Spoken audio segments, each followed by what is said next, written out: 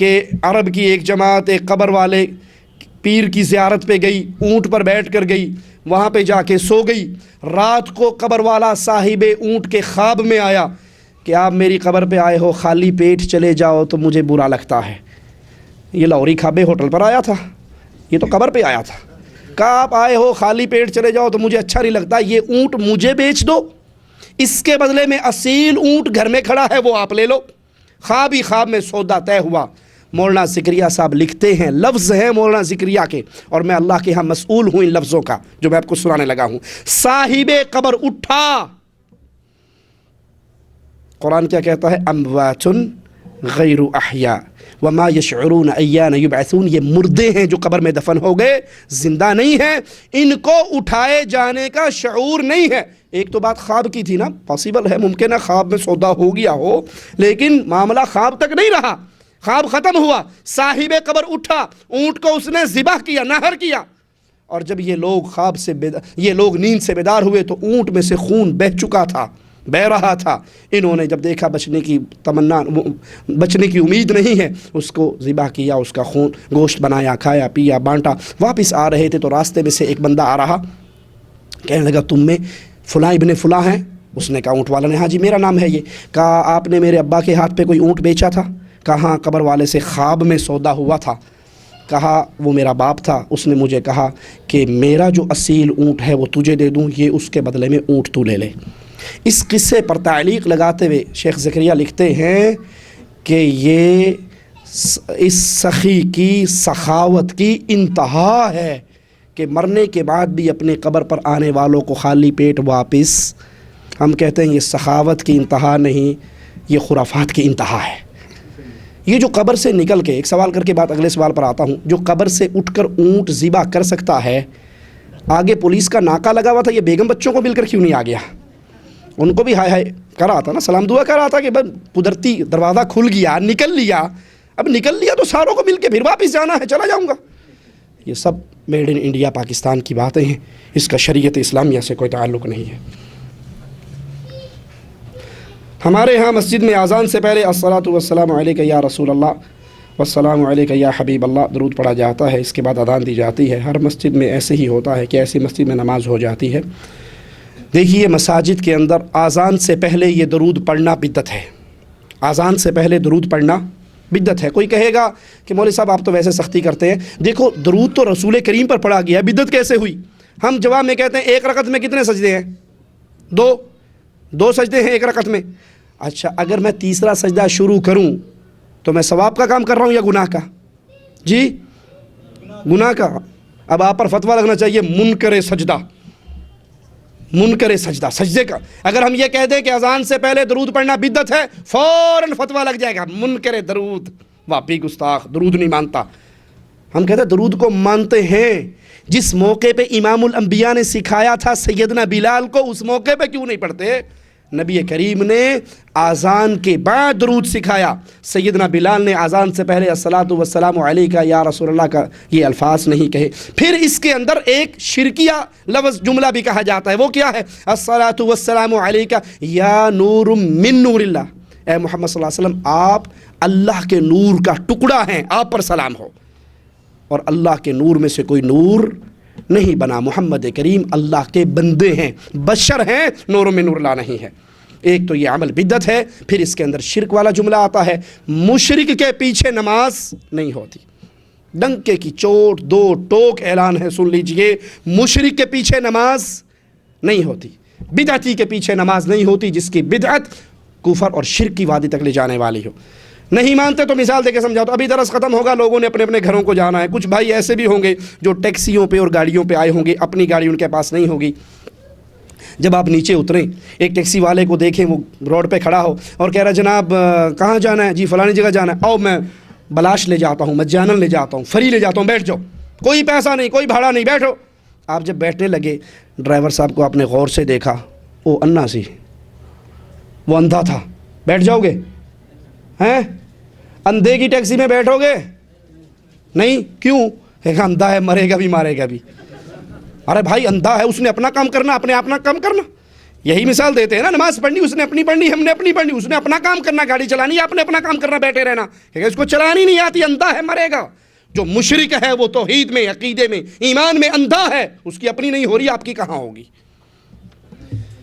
یہاں پر امام صاحب امامت کرواتے ہیں اور مسجد میں لکھا ہوتا ہے یا محمد، یا علی، یا فاطمہ، یا حسن۔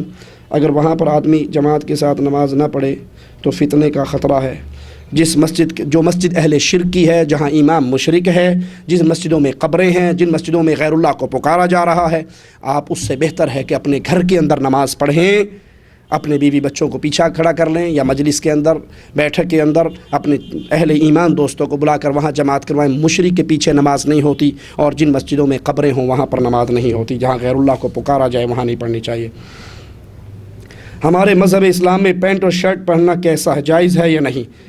دیکھیے، لباس کے بارے میں امام الانبیاء کا فرمان ہے، ایسا لباس نہ پہنو جس سے انسان کا جسم، انسان کا ننگ ظاہر ہو، انسان کا وجود، اس کے باڈی پارٹس واضح ہوں، ایسا لباس نہیں پہننا چاہیے۔ اگر کوئی کھلی پینٹ پہنتا ہے، بیگی پینٹ پہنتا ہے، جس سے رکوع اور سجدے میں جاتے ہوئے اس کا جسم نمایاں نہیں ہوتا، پینٹ پہننے والا جب رکوع میں جاتا ہے تو درزی اگر پیچھے کھڑا ہوگا تو انچی ٹیپ کے حساب سے بتا دے گا یہ اتنے انچ کی ہے اور یہ اتنے انچ کی ٹانگ ہے اس کی، ہیں؟ یہ لباس منع ہے۔ آپ بیگی پینٹ پہنیں، شرٹ جو پہنے اس کو پینٹ کے اندر دینے کی بجائے باہر نکالیں، آپ کی شرٹ گھٹنوں تک کی ہو، آپ کی شرمگاہیں چھپی ہوئی ہو۔ لباس میں آزادی ہے، لیکن کفار سے مشابہت کرنا منع ہے، اور ایسا تنگ لباس، ٹائٹ لباس پہننا منع ہے کہ سڑک پہ جاتے ہوئے دور سے کوئی 5ویں کلاس کا بچہ دیکھے تو کہ 11 لکھا ہوا نظر آ رہا ہے۔ یہ لباس منع ہے، ایسا لباس نہیں پہننا چاہیے۔ جزاکم اللہ خیر، سبحانک اللہم وبحمدک، اشہد ان لا الہ الا انت، استغفرک واتوب الیک۔ سوال آخری کہتے آیا ہے کہ مسجد میں نکاح کے بارے میں بیان کیجئے، کیا مسجد میں نکاح کروانا جائز ہے؟ جی بالکل، بہت اچھا ہے کہ مسجد کے اندر نکاح ہو، ٹھیک ہے، شادی ہال کا خرچہ بچے گا، سارے پنگے ختم ہوں گے۔ عورتوں کا جو ہوتا ہے ہم نے ضرور جانا ہے، اور وہ میک اپ کر کے بن ٹھن کے چھن من کرتی ہوئی شادی ہال تک آتی ہیں، اور شیطان ان کے دائیں بائیں چل کے پورے فتنے کا بازار گرم ہوتا ہے۔ جب اللہ کے گھروں میں نکاح ہوگا انشاءاللہ یہ سارے فتنے ختم ہو جائیں گے، اس کے اندر سادہ پن بھی ہو اور یہ عمل بھی ہو۔ خواب کے اندر امام الانبیاء علیہ الصلاۃ والسلام کا دیدار ہو سکتا ہے؟ اللہ یہ میری اور آپ کی قسمت میں کرے، ہمیں نبی کریم صلی اللہ علیہ وسلم کا دیدار ہو سکتا ہے، ٹھیک ہے، اللہ دیدار کروا سکتا ہے۔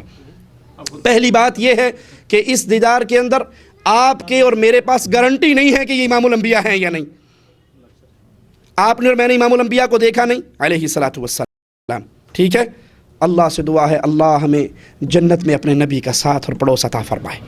خواب کے اندر ہمیں نبی کریم صلی اللہ علیہ وسلم نظر آئے، ٹھیک ہے، ہمیں نہیں پتا کہ یہ رسول کریم صلی اللہ علیہ وسلم ہیں یا نہیں۔ درست ہے کہ شیطان نبی کی صورت میں نہیں آ سکتا، لیکن شیطان کسی اور نیک صورت میں آ کے جھوٹ تو بول سکتا ہے، ٹھیک ہے۔ تو گارنٹی اس سے صرف وہی کہہ سکتے ہیں جنہوں نے رسول کریم صلی اللہ علیہ وسلم کو دیکھا، نبی کریم کے صحابہ یا صحابہ کے وہ شاگرد، وہ تابعین، وہ لوگ، وہ اصحاب سیر جنہوں نے نبی کریم صلی اللہ علیہ وسلم کی صورت کو یاد کیا ہوا۔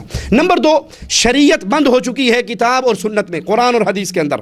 اگر خواب کے اندر کوئی آ کر یہ کہے میں آپ کا نبی ہوں، اور پھر وہاں پر کہا جائے یہ حلال ہے اور یہ حرام ہے، اور وہ شریعت کے حلال و حرام سے ٹکراتا ہو، تو خواب ہمارے لیے دلیل نہیں ہے، واللہ اعلم۔ اس سوال سے پہلے یہ سوال ہے، شادیوں میں اخراجات اس میں، شادیوں میں اخراجات کے بارے میں کسی بھائی نے سوال کیا ہے، تو نکاح کو آسان کیجئے۔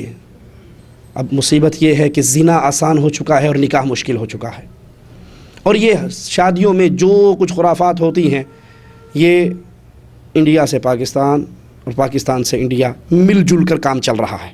چونکہ ہندوؤں کے معاشرے میں رہے، ہندوؤں کو دیکھا، انہی کی شادیوں کو دیکھا۔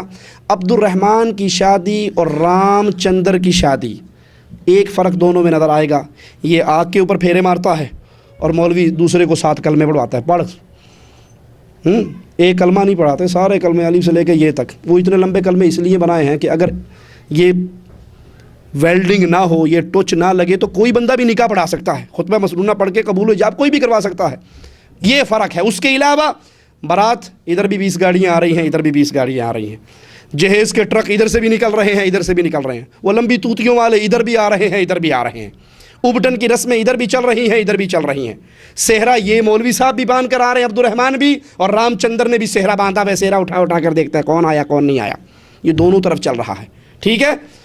دلہن تیار ہو کے گھر میں آ گئی، ولیمے والے دن دلہن دلہا تیار ہو کے ایک صوفے پر عورتوں مردوں کے مخلوط اجتماع میں مسلمان کی بیوی بھی آ رہی ہے اور ہندو کی بیوی بھی آ رہی ہے، سالی صاحبہ بہنوئی صاحب سے کھٹا کڑوا دودھ پلا کر اٹکھیلیاں ادھر بھی کر رہی ہے اور ادھر بھی کر رہی ہے، جوتی چرائی کی رسم ادھر بھی ہے اور ادھر بھی ہے، بیگم کے کمرے میں جانے سے پہلے خامن صاحب کی بہنیں ان کی کزنیں کنڈا پکڑائی کی رسم رام چندر کی بہنیں بھی کر رہی ہیں، عبداللہ کی بہنیں بھی کر رہی ہیں۔ کون سی رسم ہے جو ادھر ہے اور ادھر نہیں ہے؟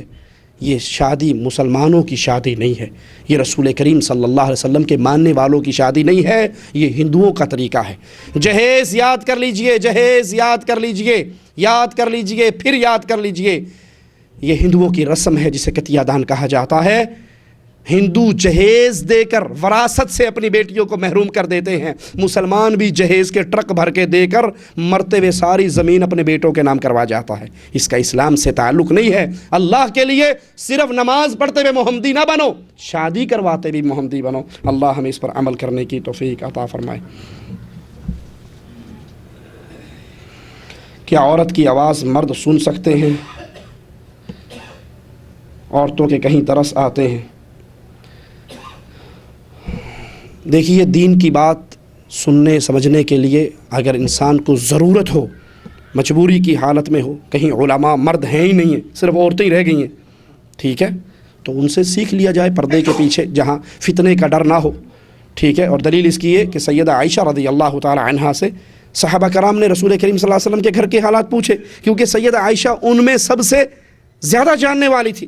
لیکن جب علماء موجود ہوں، مرد موجود ہو، تو مرد کو دین مرد سے ہی سیکھنا چاہیے، لیکن عورتیں مردوں کی آواز سن کر دین اسلام کی باتیں سن سکتی ہیں، سیکھ سکتی ہیں۔